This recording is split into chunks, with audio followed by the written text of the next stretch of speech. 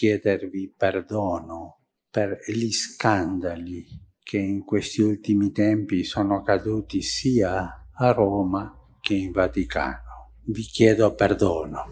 Hari-hari terakhir, Paus dikabarkan telah menimbulkan kepanikan di Vatikan. Ternyata Paus yang telah wafat itu telah menutupi beberapa skandal. Namun, dengan kesehatan yang semakin memburuk, ia memutuskan untuk jujur. Kini, beredar kabar bahwa pejabat tinggi gereja terlibat dalam skandal-skandal tersebut. Kabar beredar bahwa Vatikan mungkin akan dibubarkan untuk memungkinkan penyelidikan. Jadi, apa yang diungkapkan Paus Fransiskus sebelum ia wafat? Mari saya jelaskan.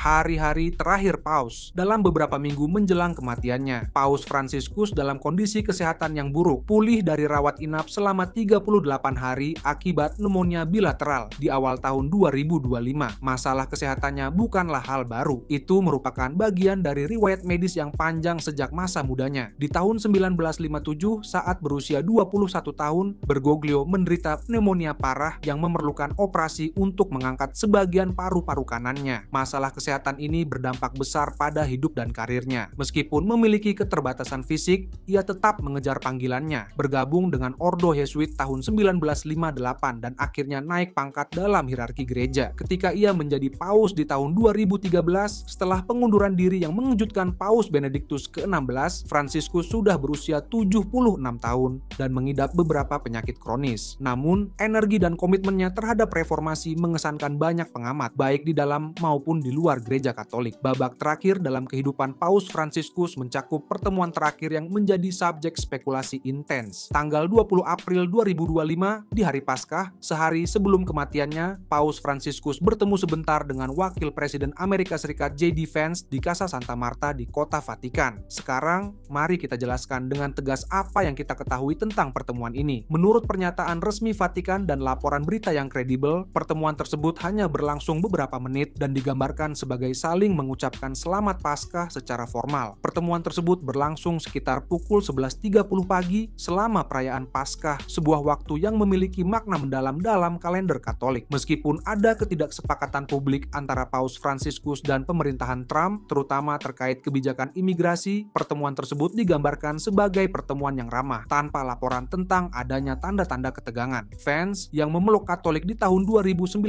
dilaporkan bersikap sopan dan hormat, bahkan membawa telur Paskah coklat sebagai hadiah untuk Yayasan Amal Anak-anak Paus. Yang patut diperhatikan adalah bahwa setelah pertemuan ini, Paus Fransiskus muncul di lapangan Santo Petrus untuk memberikan berkat Urbi et Orbi yang tradisional. Meskipun ia tidak memimpin misa Paskah itu sendiri, menyerahkan tanggung jawab tersebut kepada Kardinal Angelo Comastri karena kondisi kesehatannya. Kemunculannya di depan publik setelah pertemuan dengan Vance menunjukkan bahwa ia cukup stabil untuk menjalankan tugas publik penting ini. Keesokan paginya, tanggal 21 April 2025, Paus Fransiskus meninggal dunia sekitar pukul 7.35 di apartemennya di Vatikan. Menurut pernyataan resmi Vatikan, penyebab kematiannya adalah stroke yang diikuti oleh kegagalan kardiovaskular yang tidak dapat diatasi. Faktor-faktor yang berkontribusi termasuk serangan gagal napas akut akibat pneumonia bilateral, bronkiektasis multiple, hipertensi, dan diabetes. Waktu kematiannya yang begitu dekat dengan pertemuan dengan Wakil Presiden Vance telah memicu spekulasi di media sosial. Postingan di platform seperti X, sebelumnya Twitter, menghubungkan kedua peristiwa tersebut dengan pengguna mempertanyakan kebetulan tersebut. Misalnya, seorang pengguna menulis, Paus Fransiskus meninggal beberapa jam setelah bertemu J.D. Vance dan mereka memilih Paus Amerika pertama segera setelahnya. Dalam jam-jam dan hari-hari setelah kematian Paus Fransiskus, Vatikan mengikuti protokol yang telah ditetapkan. Tubuhnya dipersiapkan untuk pemakaman umum,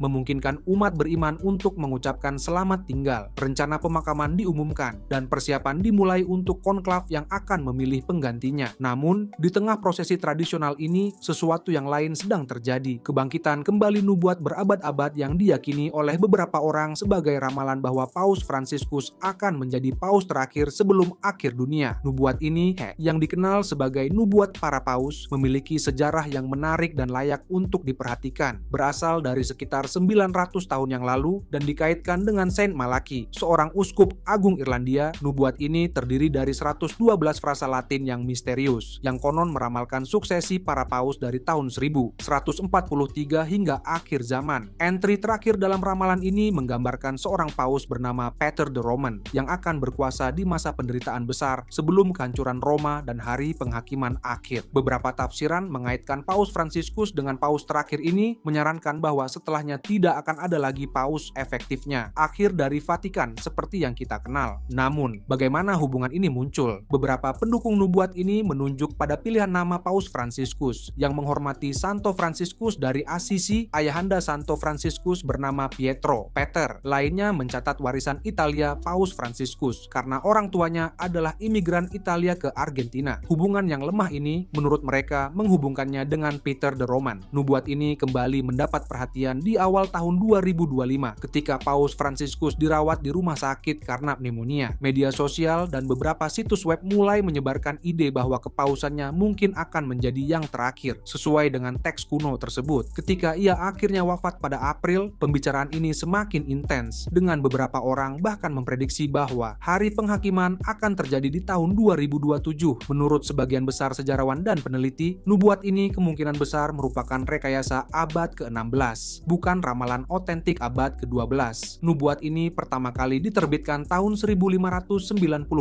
oleh biarawan Benediktin Arnold Wion, dan para ahli mencatat bahwa deskripsinya sangat akurat untuk paus hingga sekitar tahun 1590 waktu penerbitannya, tetapi menjadi samar dan kurang presisi setelahnya. Hal ini menunjukkan bahwa nubuat tersebut ditulis secara retrospektif dengan penambahan ramalan masa depan untuk efek dramatis. Gereja Katolik sendiri tidak memiliki sikap resmi terhadap nubuat tersebut dan banyak teolog menolaknya sebagai pemalsuan. Hal ini sejalan dengan ajaran Alkitab seperti Matius 24:36 yang menyatakan, tetapi tentang hari dan jamnya tidak ada yang tahu, bahkan malaikat-malaikat di surga pun tidak dan anak pun tidak, hanya Bapa saja, yang menekankan posisi gereja menentang ramalan tentang akhir zaman. Namun, kontradiksi gereja Katolik tentang nubuat hanyalah masalah kecil dibandingkan dengan skandal dan kontroversi yang melanda gereja yang mengancam reputasinya.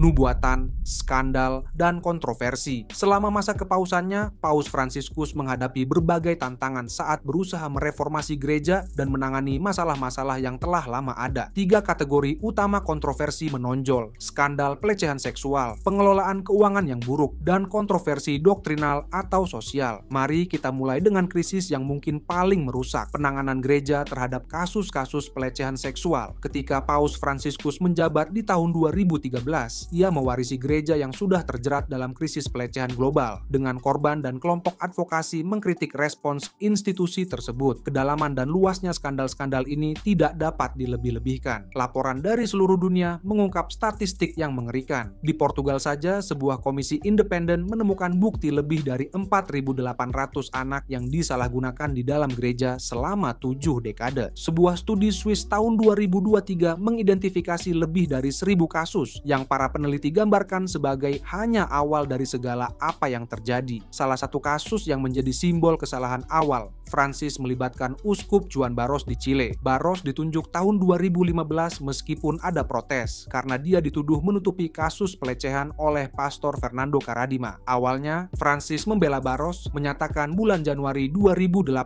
bahwa tidak ada satupun bukti melawan Barros, komentar yang memicu kemarahan korban dan protes publik. Setelah kunjungan yang berantakan ke Chile tahun 2018, Francis mengakui kesalahan serius dan memanggil semua uskup Chile ke Vatikan menerima pengunduran diri mereka secara massal, termasuk Barros, bulan Juni 2018. Perubahan ini menyoroti baik kebutaan awalnya terhadap keparahan masalah maupun kesediaannya untuk mengakui kesalahan. Selama masa kepausannya, Fransiskus memang mengambil beberapa langkah untuk menangani krisis pelecehan. Dia mendirikan komisi untuk melindungi anak-anak dan mengadakan pertemuan puncak tahun 2019.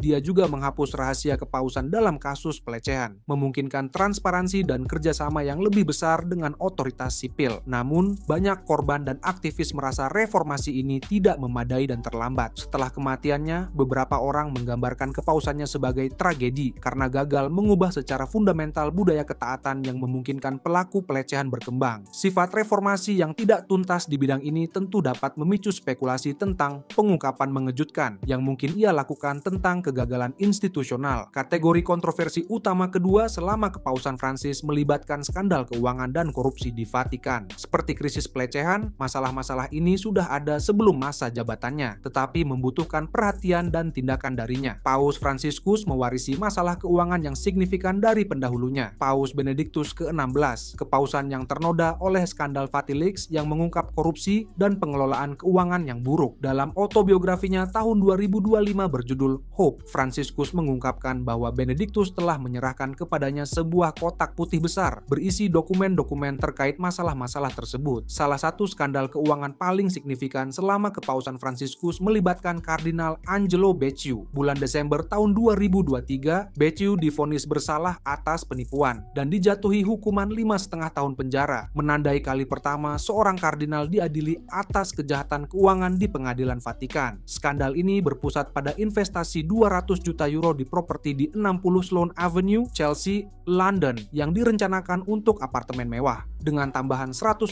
juta euro dihabiskan hingga 2018 untuk membelinya secara langsung. Tuduhan termasuk mengalirkan uang ke keuskupan asal Becciu di Sardinia, menguntungkan keluarganya, dan membayar 600.000 euro kepada Cecilia Maronya untuk pembebasan sandera di Mali yang diduga dihabiskan untuk barang-barang mewah. Francis mengambil tindakan tegas dalam kasus ini, mencopot Becciu dari jabatannya dan kemudian menyita aset keuangan dari Sekretariat Negara. Namun, skandal ini menyoroti kedalaman korupsi keuangan di dalam Vatikan. Masalah keuangan ini bukanlah hal baru. Bank Vatikan yang secara resmi dikenal sebagai Institut untuk Pekerjaan Agama (IOR) memiliki sejarah panjang skandal, termasuk hubungan dengan mafia dan investasi yang merugikan. Salah satu kasus paling terkenal terjadi di awal tahun 1980-an dengan skandal Banco Ambrosiano, di mana Bank Vatikan terlibat dalam transfer uang ilegal dan hubungan dengan mafia, yang culminating dalam kematian misterius Ketua Roberto Calvi yang ditemukan menggantung di bawah jembatan Blackfriars di London. Selama masa kepausannya, Francis berusaha mereformasi Bank Vatikan. Meskipun kritikus mencatat bahwa kas Vatikan telah menipis di tahun 2025, penyelidikan terbaru mengungkap tuduhan pencucian uang dengan transaksi mencurigakan yang menyebabkan bank-bank besar seperti JP Morgan menutup rekening Vatikan, menunjukkan adanya pelanggaran keuangan sistemik. Kategori ketiga kontroversi selama kepausan Francis melibatkan posisinya terhadap isu-isu doktrinal dan sosial yang sering memicu debat panas di dalam gereja dan di luarnya. Posisi progresif Francis dalam isu-isu sosial menimbulkan kontroversi signifikan, mencerminkan pergeseran dari konservatisme pendahulunya. Pernyataannya tahun 2013, "Siapa aku untuk menghakimi?" terkait imam gay, dan persetujuannya tahun 2023 untuk memberkati pasangan sesama jenis menarik perhatian global tetapi memicu kemarahan uskup konservatif yang melihat posisi ini sebagai ancaman terhadap doktrin tradisional. Surat apostoliknya Amoris Laetitia tahun 2016 mengusulkan fleksibilitas bagi Katolik yang bercerai dan menikah kembali untuk menerima komuni, memicu debat dan mengecewakan progresif yang berharap perubahan lebih kuat terkait peran perempuan dan imam yang menikah. Dokumennya tahun 2020,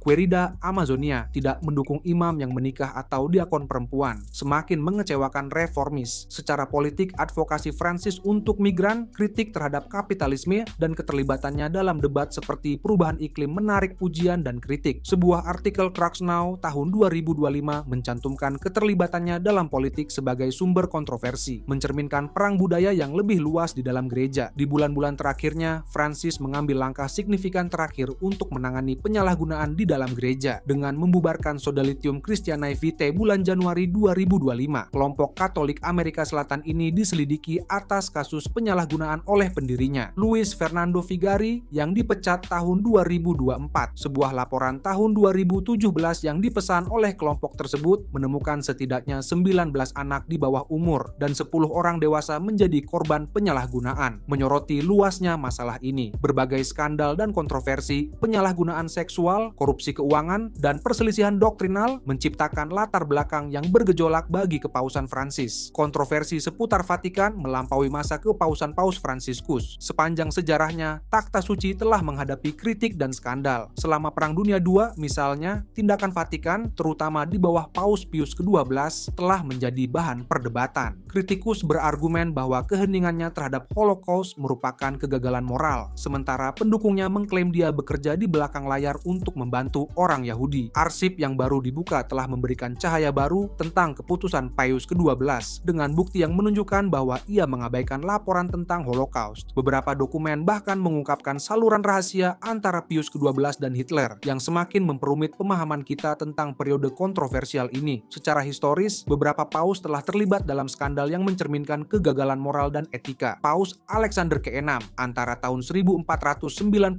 sampai tahun 1503 terkenal karena nepotisme, mengadakan pesta pora, dan memiliki anak di luar nikah. Sementara Paus John ke-12 tahun 955 sampai tahun 964 mengubah istana kepausan menjadi rumah bordil dan melakukan tindakan kekerasan. Contoh-contoh sejarah ini menunjukkan bahwa kontroversi dan skandal telah menjadi fitur berulang dalam sejarah panjang Vatikan. Dan dengan kematian Paus Fransiskus, suksesi kepausannya juga diwarnai oleh lebih banyak kontroversi.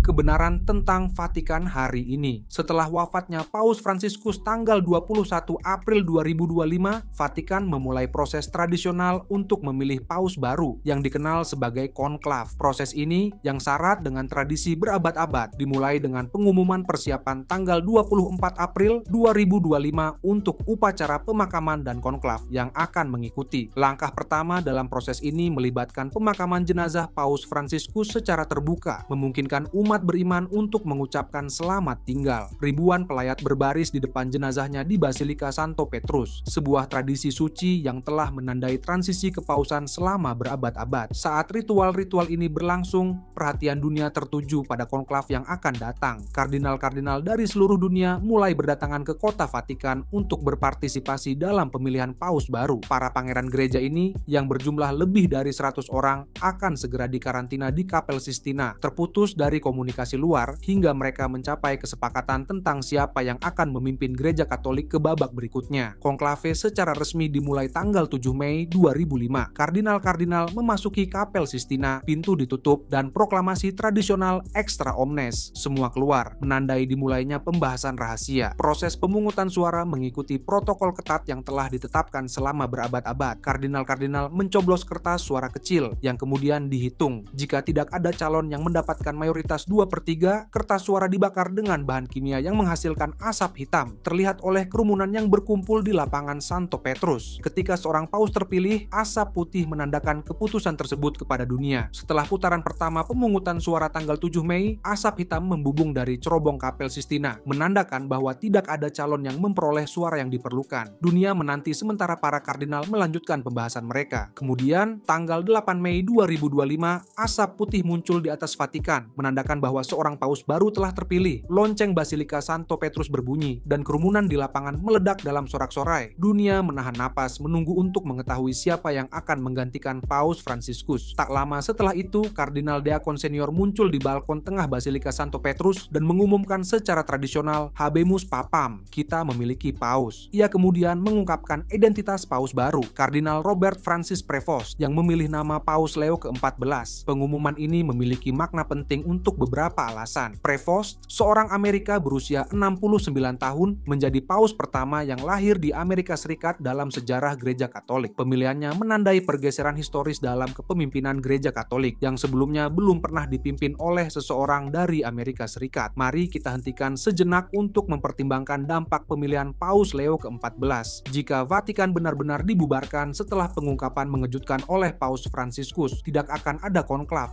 asap putih, atau pengumuman paus baru. Fakta bahwa seorang penerus terpilih dan menjabat menunjukkan bahwa Vatikan tetap berfungsi sebagai entitas berdaulat dengan institusi tradisionalnya utuh. Namun, bagaimana dengan nubuat kuno tentang para paus yang diyakini oleh sebagian orang sebagai ramalan bahwa Paus Fransiskus akan menjadi paus terakhir? Pemilihan Paus Leo ke-14 menantang interpretasi ini. Nubuat yang dikaitkan dengan Santo Malaki konon mencantumkan 112 paus, dengan Paus Fransiskus sering dianggap sebagai yang ke-112.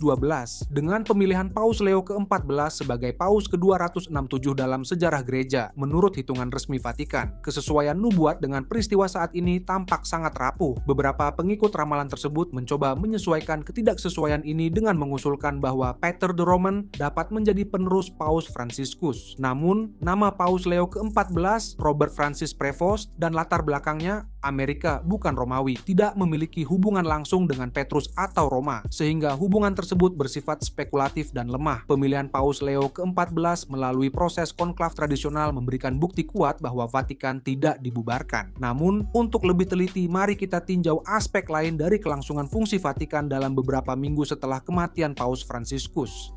Sebagai entitas berdaulat, Vatikan menjalin hubungan diplomatik dengan negara-negara di seluruh dunia. Jika Vatikan dibubarkan, hubungan-hubungan ini akan diputus atau diubah secara fundamental. Namun, tidak ada laporan tentang negara-negara yang menarik duta besarnya dari takhta suci atau Vatikan, yang memanggil kembali nunsius atau perwakilan diplomatiknya. Kelanjutan diplomatik ini semakin memperkuat kesimpulan bahwa Vatikan tetap utuh. Selain itu, berbagai departemen dan kongregasi Vatikan terus menjalankan tugasnya di bawah Paus baru. Kuria Romawi, aparatur administratif takhta suci, tidak menunjukkan tanda-tanda pembubaran atau restrukturisasi besar-besaran di luar transisi normal yang terjadi dengan kepausan baru. Kota Vatikan sendiri, negara berdaulat seluas 49 hektar, terus beroperasi dengan pasukan polisi, sistem pos, dan struktur administratifnya sendiri. Wisatawan masih mengunjungi museum-museumnya, umat beriman masih menghadiri misa di Basilika Santo Petrus, dan pasukan Swiss terus menyediakan keamanan. Kenyataan praktis ini semakin membantah klaim pembubaran. Jadi, dari mana asal klaim tentang pembubaran Vatikan setelah pengungkapan mengejutkan oleh Paus Fransiskus? Beberapa hal kemungkinan besar ikut memengaruhi munculnya cerita ini. Kesalahpahaman terhadap nubuat para paus yang diyakini oleh sebagian orang sebagai ramalan bahwa Paus Fransiskus akan menjadi paus terakhir kembali mendapat perhatian sekitar waktu kematiannya. Ketika ramalan ini tidak terwujud dengan terpilihnya Paus Leo ke-14, beberapa orang mungkin mencari penjelasan alternatif seperti pengungkapan rahasia atau keruntuhan institusional. Vatikan telah lama menjadi subjek berbagai teori konspirasi, mulai dari tuduhan tentang pengetahuan tersembunyi hingga klaim tentang masyarakat rahasia. Narasi-narasi yang sudah ada ini menjadi lahan subur untuk spekulasi baru, terutama selama periode transisi. Di era digital saat ini, klaim-klaim luar biasa dapat menyebar dengan cepat melalui platform media sosial, seringkali tanpa konteks atau bukti yang diperlukan dalam jurnalisme tradisional. Waktu kematian Paus Fransiskus yang terjadi seketika setelah pertemuannya dengan Wakil Presiden Vance, seperti yang kita bahas sebelumnya, memicu postingan-postingan spekulatif yang mungkin berkembang menjadi narasi yang lebih rumit. Selama masa kepausannya, Paus Fransiskus memang menginisiasi berbagai reformasi yang bertujuan untuk mengatasi korupsi dan meningkatkan transparansi di Vatikan. Upaya reformasi yang tulus ini mungkin telah disalahartikan atau dibesar-besarkan menjadi klaim tentang perubahan struktural yang dramatis atau pengungkapan yang mengguncang. Meskipun Vatikan tidak pernah dibubarkan di era modern, ada periode dalam sejarah gereja ketika otoritas kepausan mengalami pelemahan atau tantangan yang serius. Misalnya, skisma barat tahun 1378 sampai 1417 menyaksikan klaim bersaing atas kepausan, dan penaklukan Roma tahun 1870 mengakhiri kekuasaan temporal paus atas negara-negara kepausan. Peristiwa sejarah ini mungkin menjadi acuan untuk spekulasi modern. Perlu dicatat bahwa sepanjang sejarah, institusi agama sering menjadi subjek prediksi apokaliptik dan klaim tentang keruntuhan atau transformasi yang segera terjadi. Gereja Katolik, sebagai salah satu institusi tertua yang masih berfungsi secara terus-menerus di dunia, telah melewati berbagai prediksi semacam itu sepanjang sejarahnya yang berumur 2000 tahun. Mari kita bahas dimensi lain dari cerita ini, reaksi terhadap pemilihan Paus Leo ke-14. Sebagai Paus Amerika pertama, pemilihan ini menimbulkan minat dan komentar yang signifikan, terutama di Amerika Serikat. Setelah terpilih, Paus Leo ke-14, sebelumnya Kardinal Robert Francis Prevost, berpidato di hadapan kerumunan di lapangan Santo Petrus, menyerukan persatuan dan pembaruan dalam gereja. Lahir di Chicago dari orang tua berdarah Spanyol dan Irlandia, Prevost pernah menjabat sebagai uskup di Peru, sebelum ditunjuk untuk memimpin Dicastery for Bishops di Vatikan tahun 2023. Pemilihan nama Leo memiliki makna historis. Paus Leo terakhir, Leo ke-13, berkuasa dari tahun 1878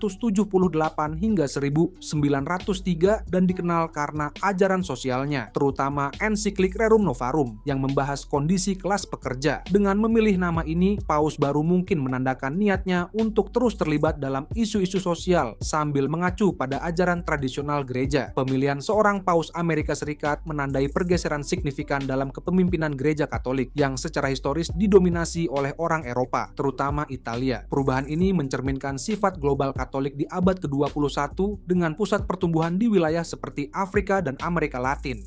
Beberapa pengamat mencatat bahwa pemilihan Paus Leo ke-14 mungkin menimbulkan tantangan bagi hubungan Vatikan dengan berbagai kekuatan dunia. Sebagai seorang Amerika, ia mungkin menghadapi persepsi tentang keselarasan dengan kepentingan Amerika Serikat yang berpotensi mempersulit hubungan diplomatik dengan negara-negara yang memiliki hubungan tegang dengan Amerika Serikat. Namun, indikasi awal menunjukkan bahwa Paus Leo ke-14 berencana untuk mempertahankan peran tradisional Vatikan sebagai mediator diplomatik dan pendukung perdamaian. Pernyataan awalnya menekankan dialog, rekonsiliasi, dan misi universal gereja melampaui kepentingan nasional. Paus baru ini juga mewarisi tugas yang belum selesai dari upaya reformasi pendahulunya. Masalah pelecehan seksual, transparansi keuangan, dan tata kelola internal tetap menjadi tantangan yang memerlukan perhatian dan tindakan berkelanjutan. Laporan awal menunjukkan bahwa Paus Leo ke-14 berencana untuk melanjutkan banyak inisiatif Paus Fransiskus sambil mungkin membawa pendekatan sendiri terhadap isu-isu kompleks ini. Bagi siapapun yang tertarik dengan masa depan Vatikan di bawah Paus Leo ke-14, bulan-bulan dan tahun-tahun mendatang akan mengungkapkan bagaimana ia menangani tantangan-tantangan abadi institusi ini. Jika Anda menyukai video ini, klik video yang disarankan di layar Anda untuk menonton video serupa.